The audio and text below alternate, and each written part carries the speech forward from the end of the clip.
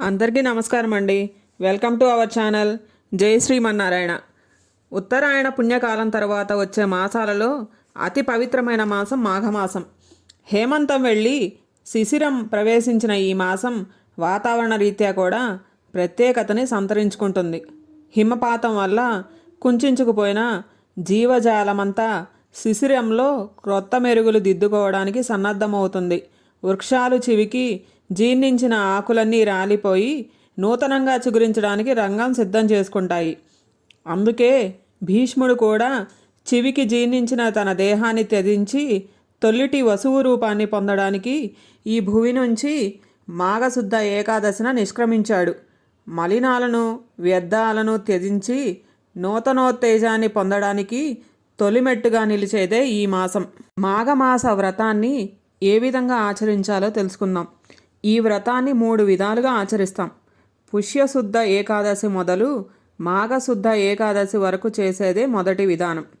సూర్యుడు మకర రాశిని ప్రవేశించింది మొదలు కుంభరాశిలో ప్రవేశించే వరకు ఆచరించడం రెండవ విధానం. మాఘశుద్ధ పాడ్యమి నుండి ఫాల్గుణ శుద్ధ పాడ్యమి వరకు ఆచరించేదే మూడవ విధానం. ఏ విధంగా చేసినా వ్రతం అయితే నెల రోజులు ఆచరించాలి. ఈ మాఘమాసంలో హరిహర బ్రహ్మస్వరూపుడైన భాస్కర రూపంతో ప్రకాశించే శ్రీమన్నారాయణ్ణి ఎవరు పూజిస్తారో వారికి అష్టైశ్వర్యాలు ఆయురారోగ్యాలు కలిగి పుత్రికాపుత్రాదులతో సుఖంగా ఉంటారు. ఈ మాఘమాస వ్రత స్నానాదుల గురించి స్కంద, లింగ, విష్ణు పద్మ పురాణాలు చెప్పాయి.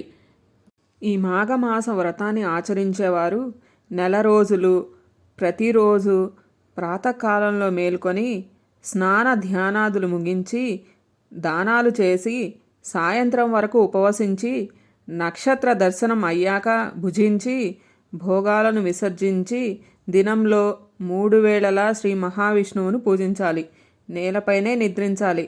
మొదటి విధానంలో చేసేవారు మాఘశుద్ధ ఏకాదశి రాగానే ఆ రోజు నియమంతో పూర్తి ఉపవాసం చేసి మరునాడు అంటే ద్వాదశి రోజున ద్వాదశి పారాయణ చేసి బ్రాహ్మణులతో కలిసి భుజించాలి.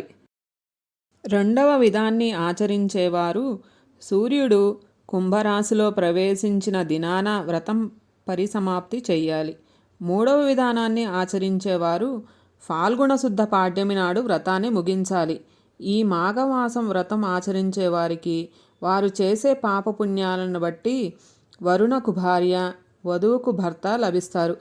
మాఘమాస స్నానాదుల వల్ల సకల విద్యలు, సకలైశ్వర్యాలు, ధనధాన్యాదులు, నిర్మలమైన కీర్తి, ఆరోగ్యం, ఆయుష్, మంచి భార్యాపుత్రాదులు లభిస్తారు. ఇవిగాక దేహారోగ్యం, మంచి వాక్పటుత్వం, నిశ్చలమైన భగవద్భక్తి, మంచి రూపం, సదాచారం, దాన ధర్మాల యందు ఆసక్తి కలుగుతాయి. మాఘమాస వ్రతం ఆచరించేవారు ఈ నెల రోజులు అరటిపండ్లు, రేగిపండ్లు, పాలు, పెరుగు, తేనె, ఉప్పు, చక్కెర, బెల్లం, జాజికాయ, పత్తి, కంబళి, వస్త్రం, కమండలం, పాత్రలు, అన్నంతో నింపిన కంచుపళ్ళం, పానకం, నిమ్మపండ్లు, మాదీ ఫలాలు, సువాసన ద్రవ్యాలు, పువ్వులు, గోపీచందనం, శంఖం, సాలగ్రామం, స్ఫటికలింగం, దుర్గా ప్రతిమ, విఘ్నేశ్వరుని ప్రతిమ, ఈ విధంగా రోజుకొకటి చొప్పున దానం చెయ్యాలి. మాఘమాస వ్రతం చేసేవారు సకల సంపదలు అనుభవించి చివరకు వైకుంఠం చేరుతారు. ఒకవేళ భూమిపై జన్మించిన అష్టైశ్వర్య సంపన్నులై జన్మిస్తారు. మాఘమాసంలో దీపారాధన చేసేవారు, గృహ, కన్య, గోదానాలు చేసేవారు, అన్నదానం, మంచినీళ్ల దానం, రోగులకు మందులు ఇచ్చేవారు, గురు శుశ్రూష చేసేవారు, బ్రాహ్మణ దంపతులకు తలంటి దంపత పూజ చేసేవారు, వెండి, రత్నాలు మొదలైనవి దానం చేసేవారికి విశేష ఫలం లభిస్తుంది.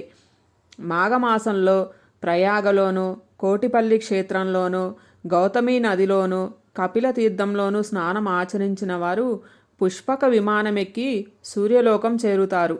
కాశీ, గయ, శ్రీరంగం మొదలైన క్షేత్రాలలో మాఘమాస వ్రతం ఆచరిస్తే శివ విష్ణులోక ప్రాప్తి కలుగుతుంది.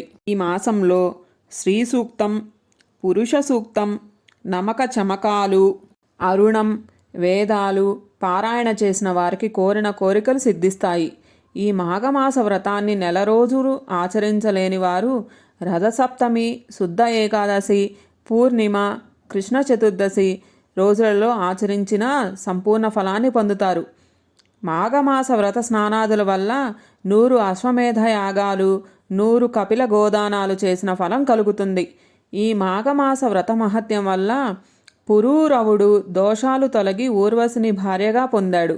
మార్కండేయుడు యముణ్ణి జయించాడు. గంధర్వుడు తనకు ప్రాప్తించిన బెబ్బులి ముఖాన్ని పోగొట్టుకోగలిగాడు. మృగశృంగుడు సత్సంతానాన్ని పొంది మోక్షం పొందాడు. సువ్రతుడు అనే బ్రాహ్మణుడు ముక్తిని పొందాడు. దేవేంద్రుడు గాడిద ముఖాన్ని పోగొట్టుకున్నాడు. విశ్వామిత్రుడు వానర ముఖాన్ని పోగొట్టుకున్నాడు. మనం మాఘమాస వ్రతం యొక్క గొప్పదనాన్ని ఈ కథ ద్వారా తెలుసుకుందాం.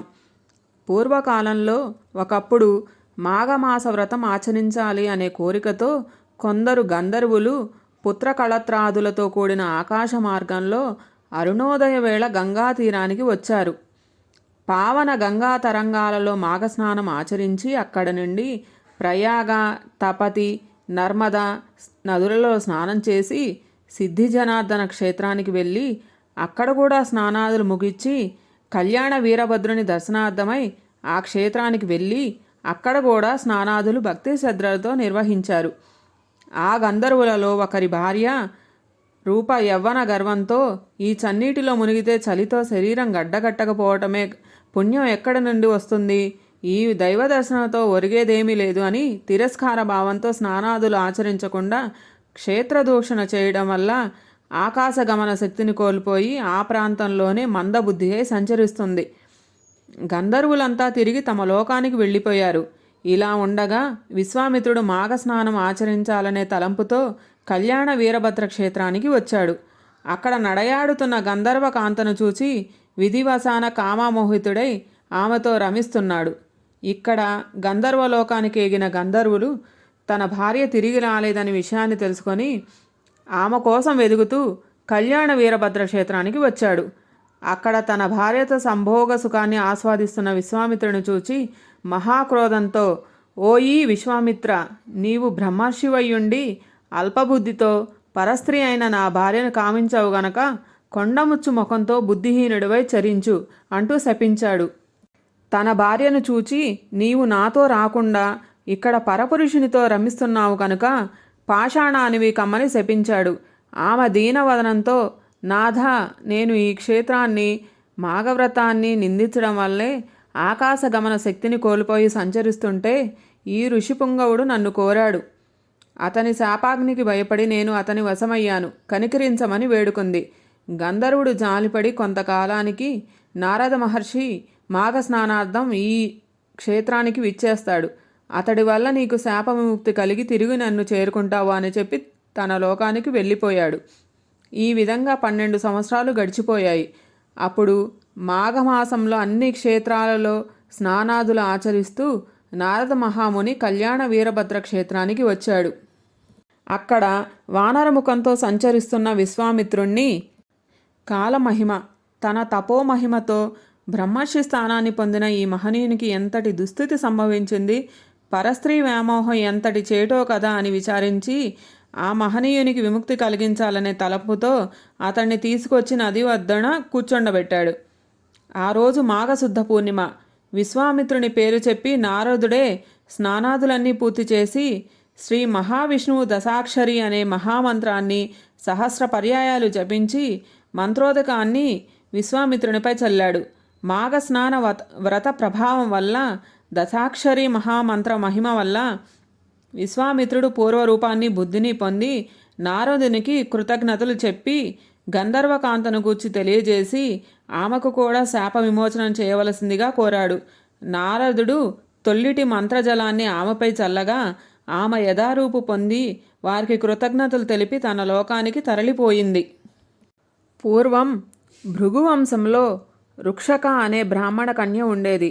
ఆమెకు పిన్న వయసులోనే వైదవ్యం ప్రాప్తించగా విరక్తయ్యి వింధ్యాపర్వత ప్రాంతంలో నర్మదా నదికి ఉత్తరగట్టున కపిలా నది సంగమించే చోట కామక్రోధాలను విసర్జించి శ్రీ మహావిష్ణువుని ధ్యానిస్తూ 60 మాఘమాసాలు వ్రతాన్ని ఆచరించి మాఘవ్రతం మహత్యం వల్ల విష్ణులోకాన్ని చేరింది.